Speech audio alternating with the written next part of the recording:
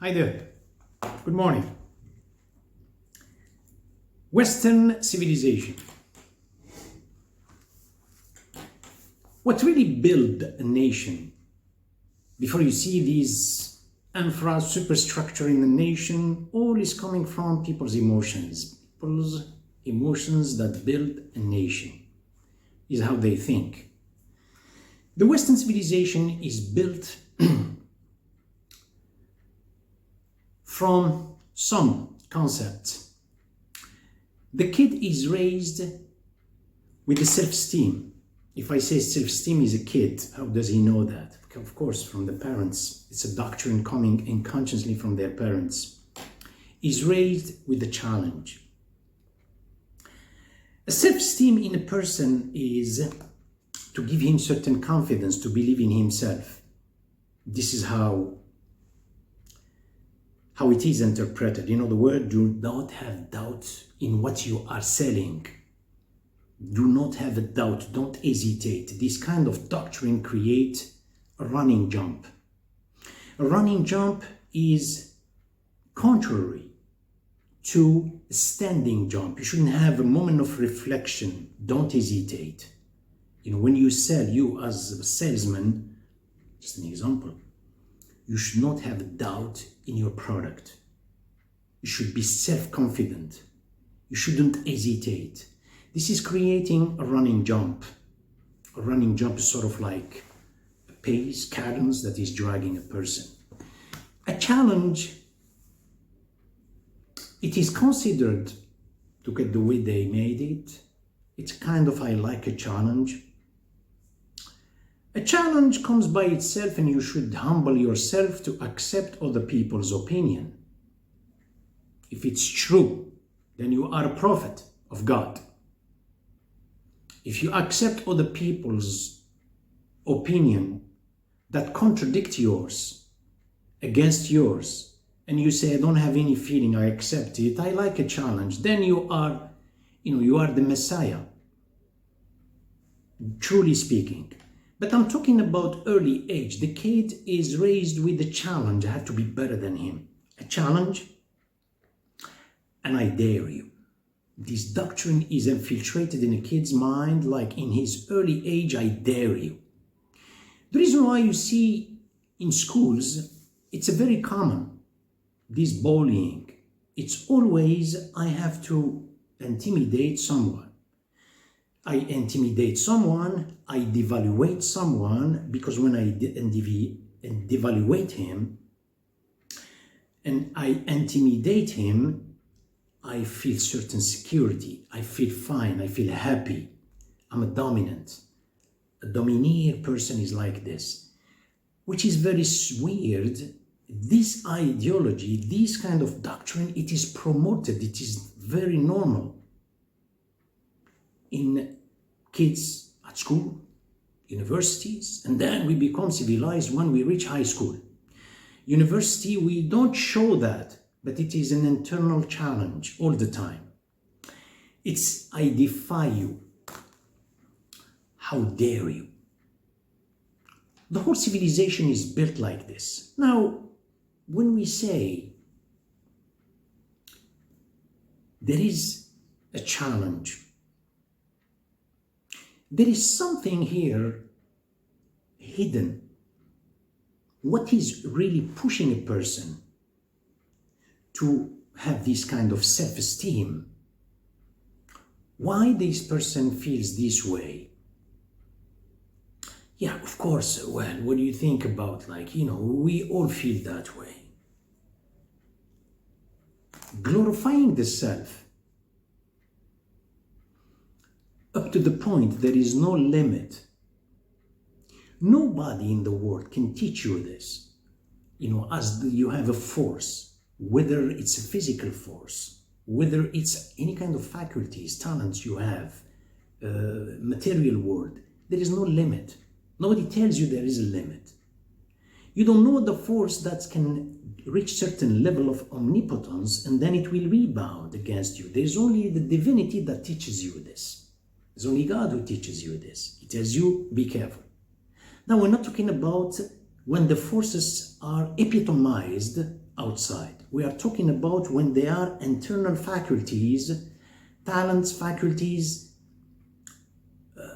all kind of things that the person may feel happy or glorious or like glamorous with. I'm talking about in general. Causes are a little deep because, you know what I'm saying, he is carrying God's image. You know, God's image. This is a little deep, but we touch it slightly. He carries God's image. Christianity says it. Say human being is God's image. They go that far to say they are children, God forbid. But in Islam there is a hadith which says Adam is God's image. What does it mean? He carries God's soul. You know, God said when I breathe into him from my soul, that's God's soul. Does that mean you challenge God with this kind of like uniform? We say al-izar or al-azama. Does that mean you have to be? That's a counterphobic reaction. You cannot. That is pushing you up and you have to lower it down. This is the biggest disaster because you are challenging the duality that is created in a person's mind is from escaping the servitude towards the oneness of God.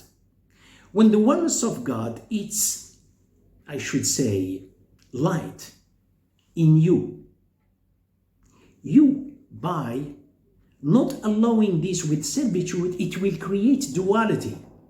So the challenger, before being epitomized, seen by you, perceived by you, he was in your own subconscious. You created him.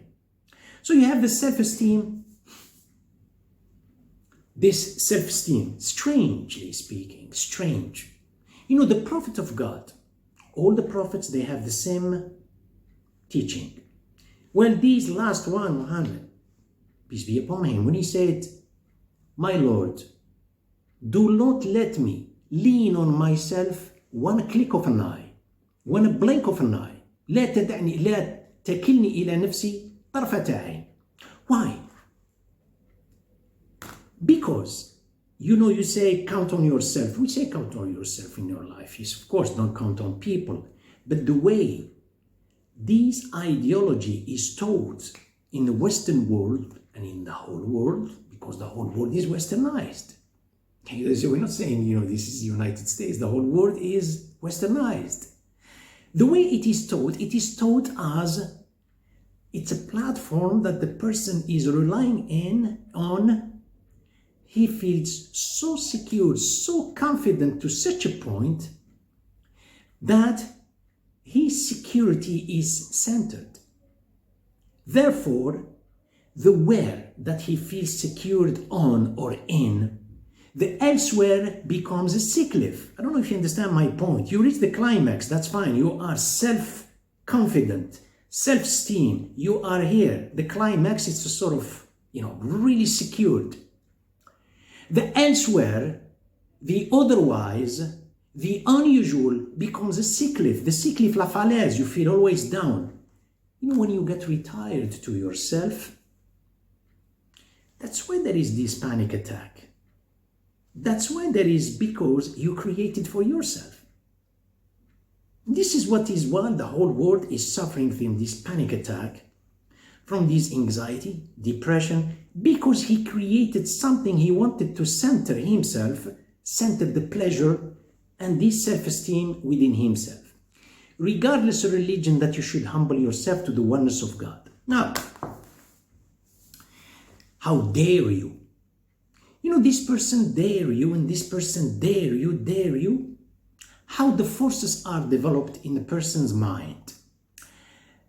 We have centrifugal, well, this is in physics, but we use it just to explain something. Centripetal and centrifugal. Centripetal is coming towards from the outside into the center in a spiral way, probably. Centrifugal is being eccentric or leaving the center towards the periphery. In such a society, all these kind of, you see, it's built on a challenge. It's built on a show off. Therefore, if you say the show off, what does it mean? They take it as an administrative term. It's a kind of nothing. Well, when in fact, it's a big disaster, psychologically speaking. But it's okay. Show off has its limit. In other words, to be like, to have something beautiful, that's fine. But no, it gets to the point that it creates a challenger. It creates you want someone, how dare you? These forces, actually what they do to the third person, centrifugal. All these mental forces, they are scattered. It's a scattered energy. You go to the person, you withdraw yourself from this exhibition, which is totally or everywhere. You find this person of a person, he feels being oblivious. He feels being pushed off, left off, forgotten. The reason why you see life in the Western world in general, the life is more outside than inside the house. By the time the person gets in, he goes outside quickly, except when he wants to crash. He's overly tired, when in extreme fatigue, then he crashes, sleeps. But other than that, outside. So, the kid, I'm talking about the kid, there is an exhibition. There is always, it has to be admired. Where admired by who? There is an audience. Which audience? The audience that will validate me. Because I say I feel oblivious, forgotten, pushed off, left off by nobody. This is the self inside, the duality inside is creating, one is pushing the other, which is in fact, it doesn't exist. Because the emotions are developed extrinsically, comparing the intrinsic emotions. This is not me, there is no moi, this is the super ego. So here, being validated by this audience according to the reputation of that epoch, according to the notoriety, the prestige. I go outside, scattered energy, and it's at the same time, it's a challenge. You understand? It's a challenge.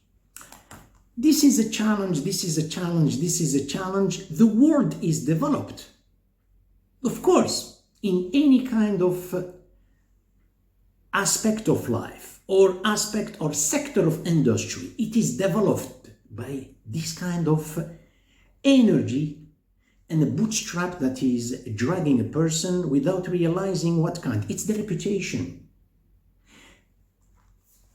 Human being is exposed to three types of audience, I should say two. Third one is, don't talk about it, because you are a real fanatic. You have a self-admiration, which is the self-admiring the self. I should say the self-glorifying the self. And there is an external admiration. Internal admiration has to be followed by an external admiration when it comes to pleasing. It has to be accepted, validated by that audience. Then here, look, everything is developed. Now, when you drop a rock in the water, what do you see? Those ripples, they get from the center. Why they don't go to the center?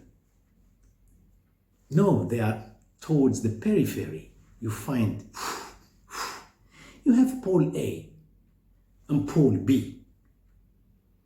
The show-off of pole A, it creates those ripples according to the density of the rock that you drop it.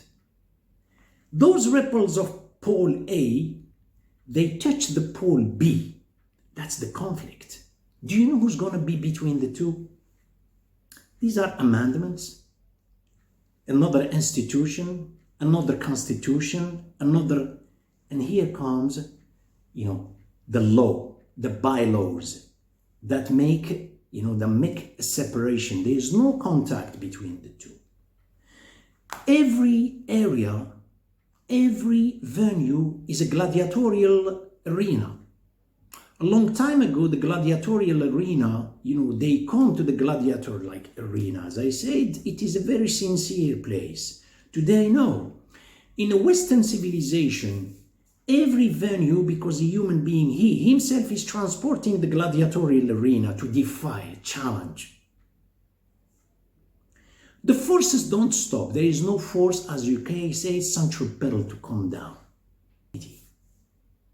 Those forces, you as an individual, if you want to gain from those forces, you welcome the oneness of God. The oneness of God, you don't welcome it. That power that you have, it's not yours. It's only you are a steward, that something is delegated to you if you welcome it. As a transparent person surrendering to the Creator, you allow the multiplicity of the energy. It will be developed inside you. It's not transpiercing you. No, it will be developed intrinsically. Intrinsically, it is like if it was an energy outside, you welcome it. It will deport the sparks, they will be inside, they will develop more energy. The sense of tranquility, I cannot develop, I cannot describe it to you, not me, neither, not even a prophet of God. You will feel it, that's the mystery between you and the Creator. He will develop that.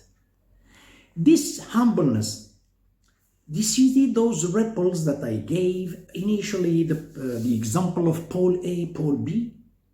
Those ripples, they are not like that. They will be, instead of coming from like being dispersed from the center towards the periphery, no, they become inside. They become inside. What is left between the two? When for instance, I bumped into you with my own, I shrink towards the self in my mind, I shrink physically in my behavior with neighbors, with everybody. Here reside a world harmony. What is left here between the two? There is nothing. Hey, what is it? The grass. Oh, no, I think it's the piece of land. No, I think it's the sidewalk. I'm not talking about the external world. I say what is left in your mind. This is what you call affection, compassion, tenderness, love. This is how you live with the world. You understand? I mean, the Eskimo, and you are from the south, he doesn't disturb you. You're not disturbed by an Eskimo. You're not disturbed by the black, the white, the yellow, because you are transparent. What is transparency in the world? I don't know. I should see her first and then I tell you who is she. Every color is proud of itself. Self-absorbed. Every color. Me, myself and I, you know what I'm saying? Me. Every color. When it comes to the transparency, it doesn't have a color. Does the water have a color? No, it doesn't. It has a color, it's from the container. Even the shape is from the container, especially during its state of evaporation, if you understand what does it mean. As much as you are transparent, yet this transparency owns all the colors without them realizing it.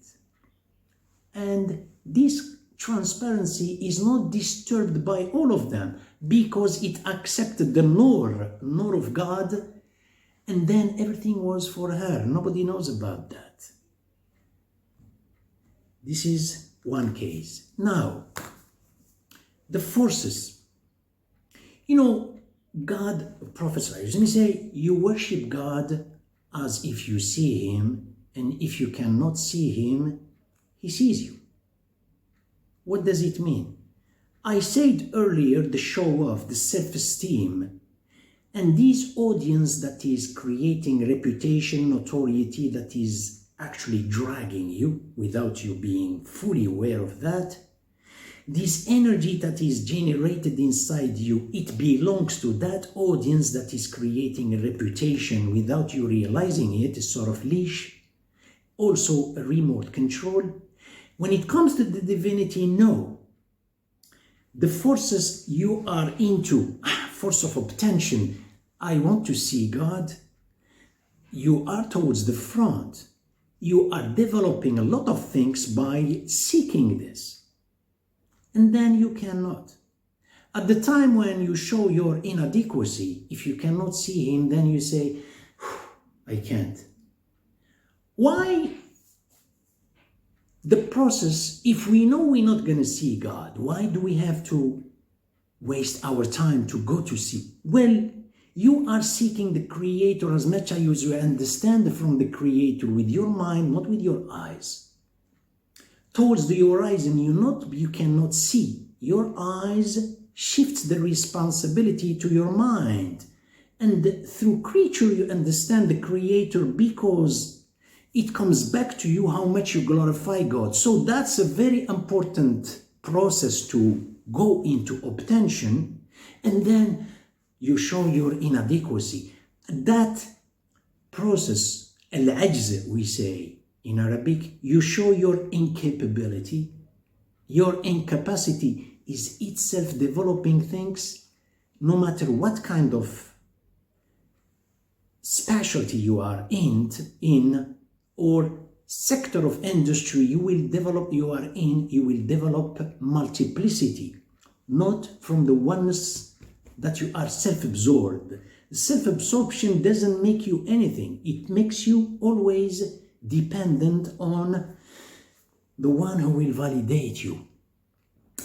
I hope I didn't exaggerate. Thank you for your attention. I see you soon.